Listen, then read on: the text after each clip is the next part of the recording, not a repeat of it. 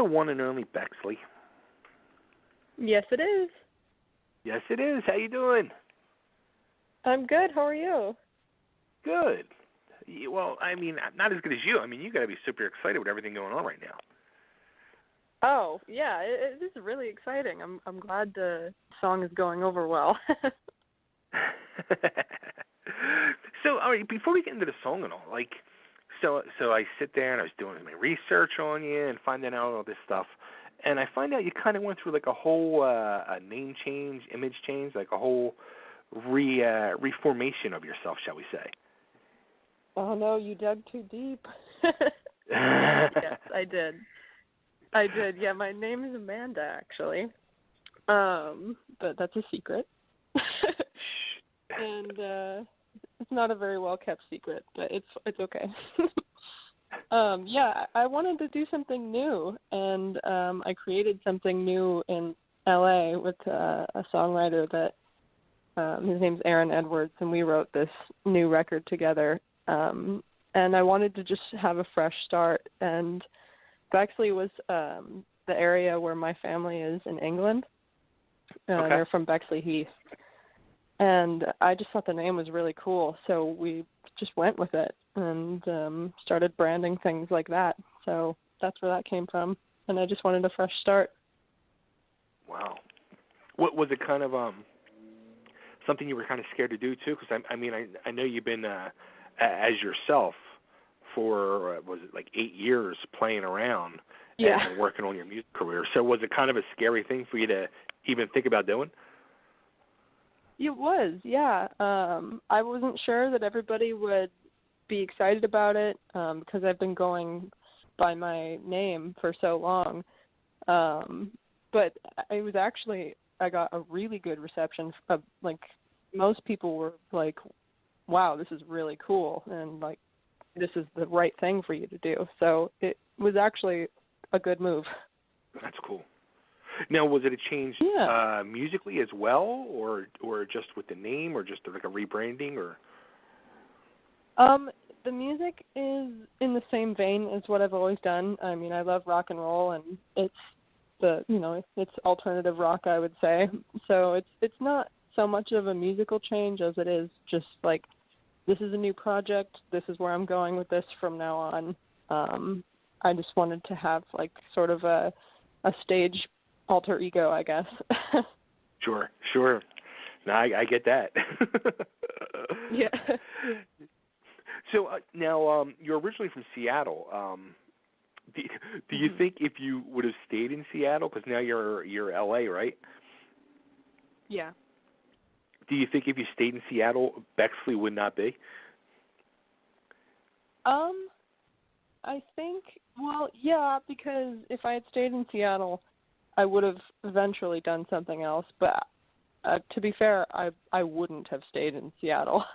Like, it was going to happen where I moved down to LA because, honestly, I hate the weather in Seattle. So that was one of the reasons that I moved. But LA just seemed like a place where there was more opportunity. I had played a lot of places in Seattle, and I didn't know where to go next. Right. So LA seemed like the right place to go. And it's where I met my management, and it worked out for the better moving down here and being able to work with someone else. And I think if I had stayed up there, I would have done something new, but I'm not sure it would have been Bexley. It sounds almost kind of like in Seattle, you felt like you hit like a brick wall, like you got as far as you could. You needed to go somewhere where, like you said, like where there's more opportunity. Yeah. I had been like playing a lot of great shows, and one of my bands up there was doing really well. And that band sort of fell through, and I wanted to do my own thing. So yeah, LA seemed like there was more, like a bigger pond.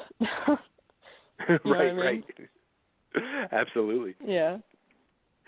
Now, but your musical style and influence, you can tell, is definitely, it's got that Seattle feel to it, that kind of grunge alternative feel to it, the rock and roll style to it. When you were doing like the club scene in Seattle, were you making like like connections to like people who have been around the scene for a long time to kind of like get not only like their influence but like the experience, so to say. Yeah, I mean, if you're talking about like all the grunge bands, like there were still people up there that like, I mean, there were guys from Alice in Chains that live up there. Like the guys from Soundgarden lived up there, but you would see them at shows from time to time, but it was more of a community like of musicians that were playing then. Like when I was up there, all my friends, we all had the same mutual love for all of that music, and that's what kind of made the community, like the music scene up there at the time when I was playing with everybody. It was like we all had a mutual love for that. Sure. So in that sense, it was a really cool place to grow up and play shows because all that history was there. You got to play all the venues that all the cool bands played at. It was a really good music town, and I love going back there. Yeah, I mean the history has got to just be unreal to be part of that. Sorry, are you there? What I was saying, like it's got to be kind of an unreal feeling to have been a part of that, like you know what I mean, like where the history of all that music has come through. Yeah. I mean, I love it. Yeah, no, it was like. Yeah, I mean, for people that like loved the grunge scene as much as I did, and I do, it was just the coolest place to be, because obviously it's where it's all from, and you know, like you would run into people that knew them, and they would come to your shows and like see like their old friends in you, and they'd tell you stories, and it would be like a really cool feeling to have people that knew them tell you that you're doing a good job. That's awesome. So I got to ask, like one of my all-time favorite bands is from that area, and I got to ask if you're a fan of theirs, Mother Love Bone. Oh yeah, I love Mother Love Bone. We did a show. My friend put a show on that was celebrating Seattle music, and he wanted me to sing Chloe Dancer, The Crown of Thorns. Oh, nice. So we did that, and it was really, really cool. Oh, that's awesome. That's such a beautiful song. Oh, yeah, it is. So, now I also saw that you were part of this Rock Gods book where you're alongside people like Jimmy Page and Slash. Yeah. A really good friend of mine and sort of mentor, I guess, his name is Robert Knight, and he made that book. There's a first edition, and then I'm in the second edition. But it's because he started this thing called the Brotherhood of Guitar, and basically he just like finds these guitar players online or via videos, that kind of thing, and reaches out to them and says like, hey, do you want to be a part of this group where you can talk to other like musicians? Like, so basically I've met a bunch of friends through him, through this like Brotherhood of Guitar thing, and he like tries to give us all like great opportunities to, play, and he's gotten a lot of really cool gigs for people, and he's helped me out a lot too. He helped me get an endorsement with Yamaha. He's helped a friend of mine get, Ernie Ball endorsements. So he's a really cool guy, and he put us in that book to be like, hey, check out these kids because they're cool, they're up and coming. That's wild. That's super cool. Yeah, he's such a genuine guy. So now also too, like you said that your first single came out was it a week and a half ago, I guess it was. Yeah. And like you've been getting all this big buzz going on, which has got to be kind of like, just take you back.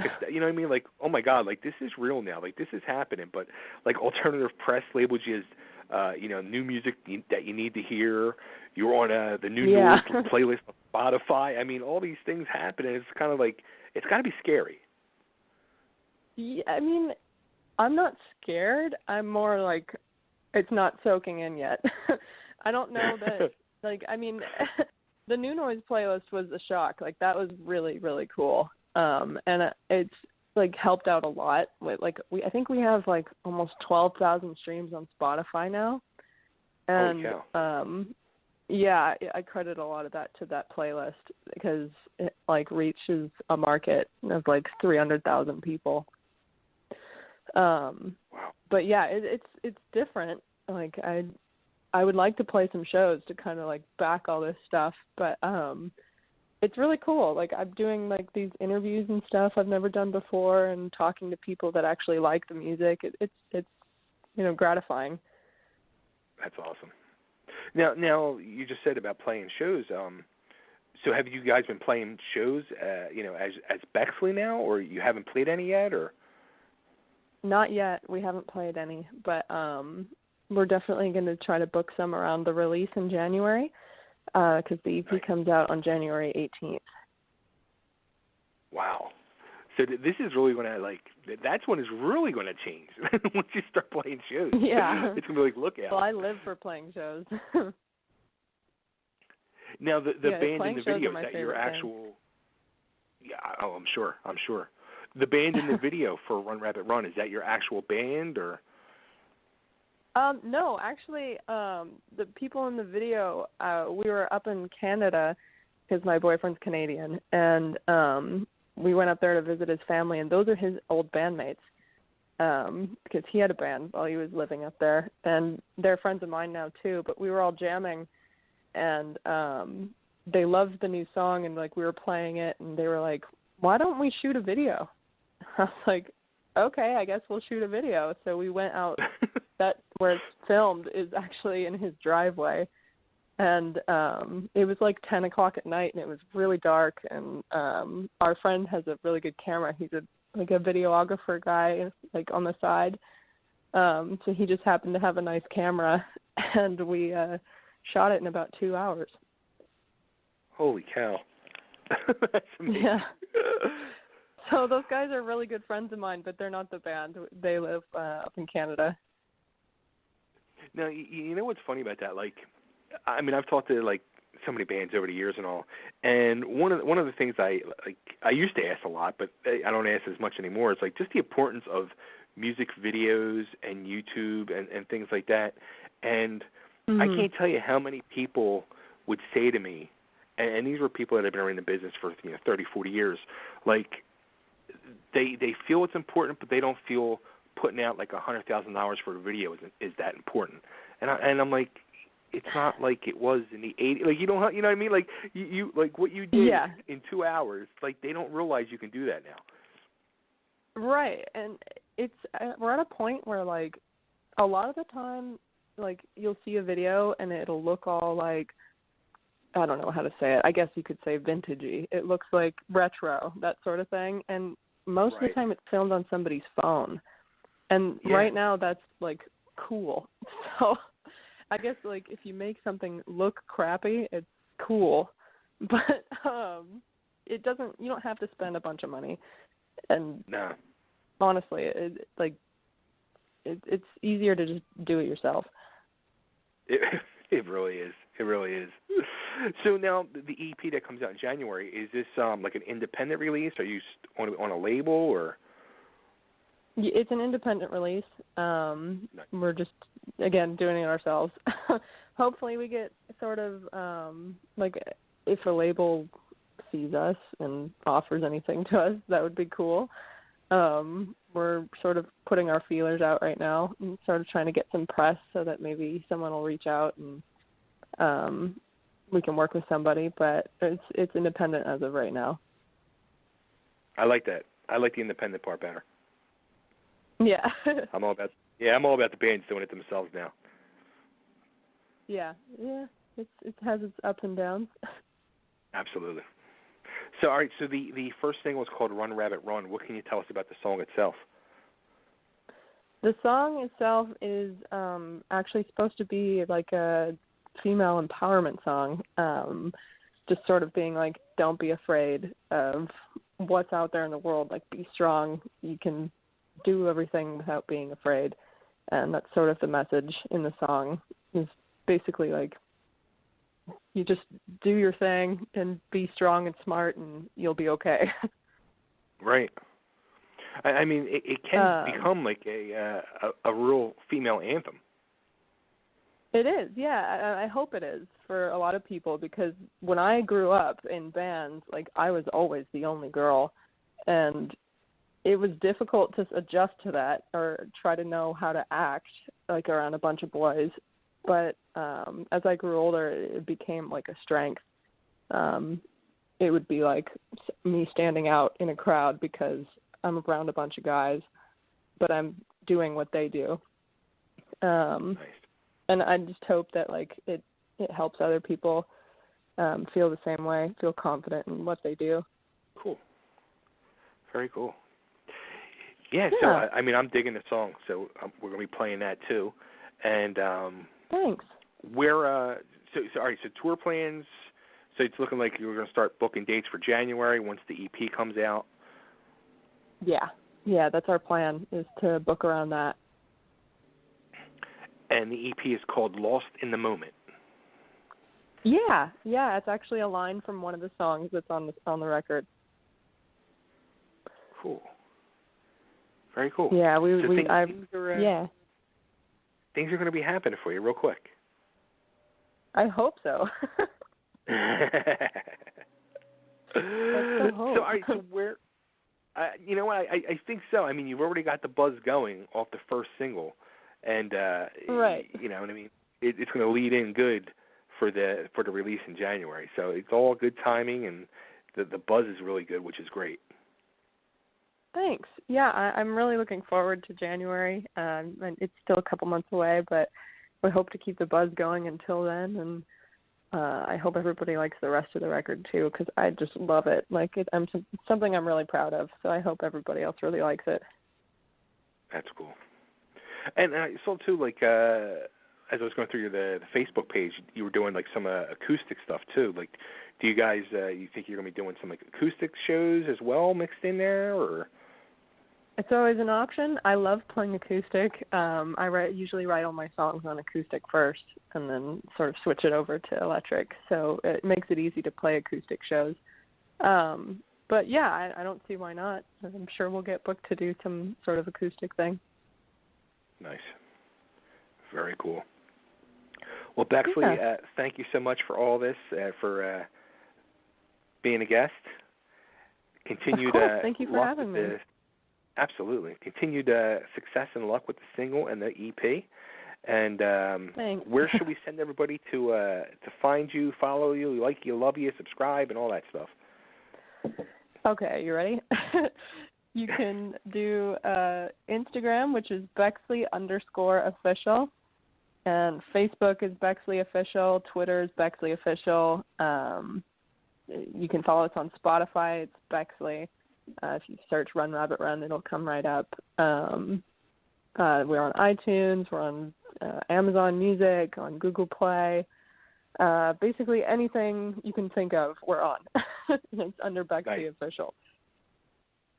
Very cool. Well, again, thank you so much for doing this, and continued success. And hopefully you'll be touring and making it out to the Philadelphia area next year. Yeah, that'd be really cool. That'd be awesome. Cool. Thanks, Bexley. Take care. You too. Thank you. You're welcome. Bye-bye. All right. Bye-bye.